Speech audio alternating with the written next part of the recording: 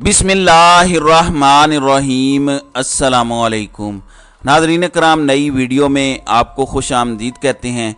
नई पार्टी बन गई, टूट गई। लोगों ने कहा कि नई पार्टी की जो हालत है वो तो परवेज़ खटक से भी ज़्यादा पतली निकली है, लेकिन मैं कुछ ब्रेक थ्रू इसके मुतालिक बताना चाहता हूँ। पहली बात क्या है कि रात को परवेज़ खटक ने खुद इंटरव्यू दिया मेहर बुखारी को, और उनसे पूछा गया कि आप ये बताइए कि क्या 9 मई को इमरान खान ने आपको कोई ब्रीफिंग दी थी, आपको कोई हुक्म दिया था? उन्होंने कहा कि नहीं। तो उन्होंने कहा फिर आपने ये कैसे तय कर लिया कि इमरान खान मंसूबा साज थे? उन्होंने कहा कोई तो मास्टरमाइंड होगा। तो मेहर बुखारी ने कहा जब आपको ये नहीं कहा इमरान खान ने, तो इमरान खान इतने ही बुरे थे तो आप जून के महीने में बनने वाली मुज़ाकराती कमेटी में कैसे शामिल थे? जाहिर है इस सवाल का जवाब तो था कोई नहीं। फिर वो बताते नज़र आए कि मैं इमरान खान को जो उनकी मैं है उसको मैं मारूंगा। बिल्कुल ठीक है। फिर उन्होंने कहा कि इमरान खान ने मुझे वज़ीर आला बना के एहसान नहीं किया, वो मेरी वजह से ही हुकूमत बनी थी, मैं ना होता तो वो हुकूमत ना बनती। फिर उन्होंने कहा कि किसी के जाने से फ़र्क पड़ता है या नहीं पड़ता, इमरान खान को बहुत जल्द इसका पता चल जाएगा और इमरान खान की मैं को शिकस्त देंगे। खैबर पख्तूनख्वा में हुकूमत मैंने बनाकर दी थी। बिल्कुल ठीक है। फिर इन्होंने कहा कि इमरान खान को ये गलत फहमी है और इमरान खान पाकिस्तान में इंतशार चाहता है, मेरे सीने में बहुत सारे राज हैं। तो ये सारी चीज़ें जो हैं ये अपनी जगह पर हैं। सारी धमकियां जो इमरान खान को परवेज़ खटक ने कल के इंटरव्यू में दी हैं वो अपनी जगह पे हैं। दूसरी जानिब परवेज़ खटक के अपने घर से बगावत हो रही है। मैं इसका जवाब भी आपको दे देता हूं। परवेज़ खटक के भतीजे हैं आहद खटक, वो काशिफ अब्बासी के शो में बैठे हुए थे और वो कह रहे थे कि ज़रा परवेज़ खटक अपनी नशिस्त तो जीत कर दिखाएं। उन्होंने कहा कि मेरे वालिद 2018 में पीटीआई के वोट से इलेक्शन जीते। खैबर पख्तूनख्वा में पार्टी का वोट होता है, इलेक्टेबल्स नहीं होते। पीटीआई छोड़ने वालों को अब पता चलेगा इलेक्शन होता क्या है। फिर देखें कि कल इनके साबिक वजीर आला महमूद खान भी मौजूद थे। अब महमूद खान के भाई अब्दुल्ला खान ने भी परवेज़ खटक ग्रुप में जाने से इनकार कर दिया है। इवन उन्होंने इमरान खान को दरखास्त दी है कि वो अपने भाई महमूद खान के खिलाफ इलेक्शन लड़ना चाहते हैं। पीटीआई मुझे टिकट दे। आपको इस बात का अंदाजा हो रहा होगा कि वहां पर माहौल है क्या। फिर कल आतिफ खान ने बड़े ही दिलचस्प अंदाज में बताया कि अगर मैं पार्टी छोड़ दूं, मेरे हलके में इतने लोग मौजूद हैं जो मुझे हरा देंगे। अब तिया पांचा तो होना है। अब आप इसका अंदाजा करें। वी न्यूज ने लिखा कि पेशावर से परवेज़ खटक अहम रहनुमाओं को शामिल करने में कामयाब नहीं हुए। कामरान बंगश, तैमूर झगड़ा और दीगर रहनुमाओं की शमूलियत की खबरें थीं, लेकिन वो शामिल नहीं हुए। और डीआई खान से बासर सियासी रहनुमा अली अमीन गंडापुर ने भी इमरान खान का साथ नहीं छोड़ा। तो सफाया तो मुश्किल है।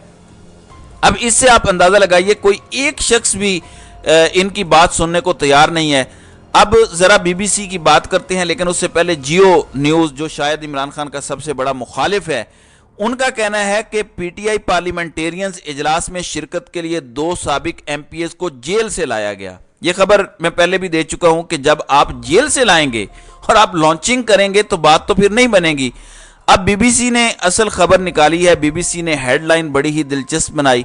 उन्होंने इस हेडलाइन से मुतालिक लिखा कि शादी हाल में मीडिया से छुपकर बनने वाली सियासी जमात की तस्वीर बनाने पर भी सहाफ़ी हिरासत के अंदर। अब इससे आप अंदाजा लगा लीजिए कि क्या सूरत हाल वहां पर बनी थी या क्या कुछ हुआ था। अच्छा, सारी बातें अपनी जगह।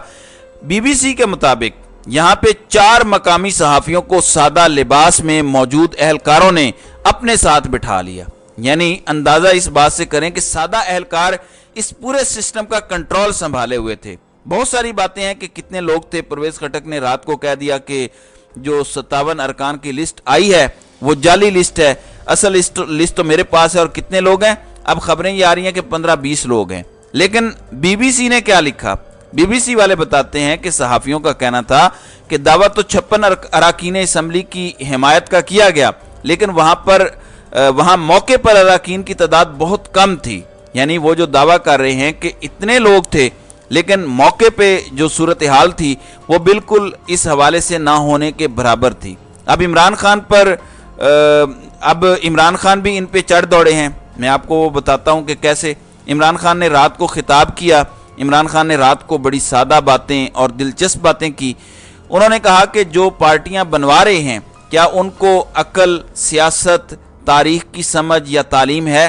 تربیت تو مجھے نہیں پتا، کیونکہ آج کل جو ظلم کر رہے ہیں وہ پاکستان کی تاریخ میں کبھی نہیں ہوا، اور جو لوگ دوسری پارٹیوں میں جا رہے ہیں ان کی شکلیں دیکھیں، ایسے لگ رہا ہے جیسے ان کو پھانسی کی جانب دھکیلا جا رہا ہے۔ پھر عمران خان نے کہا کہ پولیٹیکل انجینئرنگ سے ملک ٹھیک نہیں ہوگا، صاف شفاف الیکشن پاکستان کی ضرورت ہیں، اور ایسی پارٹی اقتدار میں آئے جس کے پاس عوام کا مینڈیٹ ہو۔ انہوں نے کہا کہ اس وقت پاکستان میں ماحول یہ بن چکا ہے کہ یہاں نظریے کی سیاست ہو رہی ہے۔ کیا یہ جو پولیٹیکل انجینئرنگ کر رہے ہیں انہیں سمجھ ہے اس چیز کی کہ اس وقت پاکستان کے لوگ کیا چاہتے ہیں اور وہ ان پر کیا مسلط کر رہے ہیں؟ اندازہ اس بات سے کیجئے کہ عمران خان کے مقابلے میں ایک نئی پارٹی بنے اور استحکام پاکستان پارٹی اس کا خیر مقدم کرے تو دال تو پوری کی پوری کالی ہے۔ کل فردوس عاشق اوان نے خیر مقدم کیا تو علیم خان جو استحکام پاکستان پارٹی کے صدر ہیں وہ کیا کہتے ہیں؟ وہ کہتے ہیں کہ استحکام پاکستان پارٹی اور پی ٹی آئی پارلیمنٹیرین دونوں کی بنیاد و مقاصد ایک ہی نظر آتے ہیں، بالکل ایک ہی ہیں، اس میں کوئی شک والی بات ہی نہیں ہے۔ نہ صرف بنیاد و مقاصد ایک ہیں بلکہ آپ جہاں سے پیدا ہوئے ہیں، یعنی جہاں سے پارٹی آپ کی تشکیل پائی ہے، وہ مرکز بھی ایک ہے، اس میں کوئی شک والی بات نہیں ہے۔ ایک اور بات، استحکام پاکستان پارٹی کو یہ سوچنا چاہیے کہ پرویز خٹک کا آنا آپ کی ناکامی کا اعلان ہے۔ اگر آپ کے ہوتے ہوئے پارٹی چل جاتی تو پرویز خٹک کی ضرورت ہی نہ پڑتی۔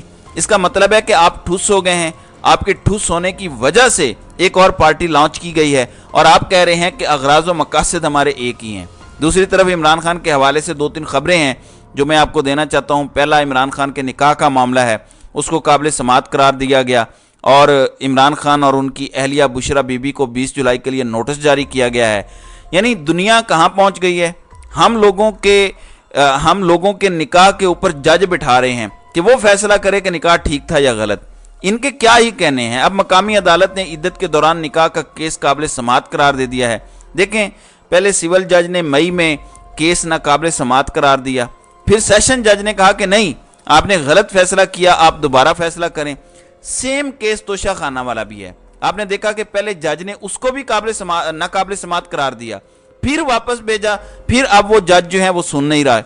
تو آج عمران خان نے جج ہمایوں دلاور کے خلاف عدم اعتماد کا اظہار کیا ہے، اور بیرسٹر گوہر نے کہا کہ آپ کے نام کا فیس بک اکاؤنٹ ہے جہاں عمران خان کے خلاف پوسٹیں لگی ہوئی ہیں جو آپ کا ذہن بتاتی ہیں، جس پر ایڈیشنل سیشن جج نے کہا کہ یہ ان کا اپنا فیس بک اکاؤنٹ ہے۔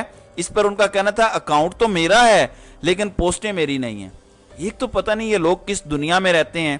یہ تو ہو سکتا ہے کہ اکاؤنٹ ہیک ہو جائے یا گڑبڑ ہو جائے، چلیں آپ نے ڈیلیٹ بھی نہیں کیا، ہیک بھی 1-2 دن کے لیے ہو سکتا ہے، مگر وہ سالوں پرانی پوسٹیں ہیں تو وہ کہتے ہیں اکاؤنٹ تو میرا ہے لیکن پوسٹیں میری نہیں ہیں، پوسٹیں میرے کسی رشتہ دار یا کزن نے کی ہیں۔ یہ کس قسم کے لوگ ہیں؟ یہ کون سی دنیا میں رہتے ہیں؟ ان کو لگتا ہے لوگ ان کی بات مان جائیں گے۔ دوسری جانب ناظرین کرام، ایک اور ڈیولپمنٹ لاہور ہائی کورٹ سے ہوئی ہے جہاں سائفر کا معاملہ تھا۔ عمران خان کو ایف آئی اے نے طلب کر رکھا تھا اور اس پر حکم امتناع دے رکھا تھا۔ لاہور ہائی کورٹ نے آج وہ حکم امتناع واپس لے لیا ہے، جس کا مطلب یہ ہے کہ لاہور ہائی کورٹ نے ایف آئی اے کو عمران خان کے خلاف جو سائفر کی تحقیقات والا معاملہ تھا اس پر کیس چلانے کا موقع دے دیا ہے۔ اب اس خبر کو آپ اعظم خان کے غائب ہونے کے ساتھ جوڑیں، اور رانا ثناء اللہ 2 دن پہلے ٹی وی پر بیٹھ کر یہ کہہ رہے تھے کہ اعظم خان جہاں بھی ہیں خوش ہیں، تو آپ کو پوری کی پوری گیم کی سمجھ آ جائے گی۔ تو ناظرین کرام، آپ کی اس ویڈیو کے حوالے سے کیا رائے ہے؟ آپ اپنی رائے کا اظہار کامنٹ سیکشن میں ضرور کیجئے گا۔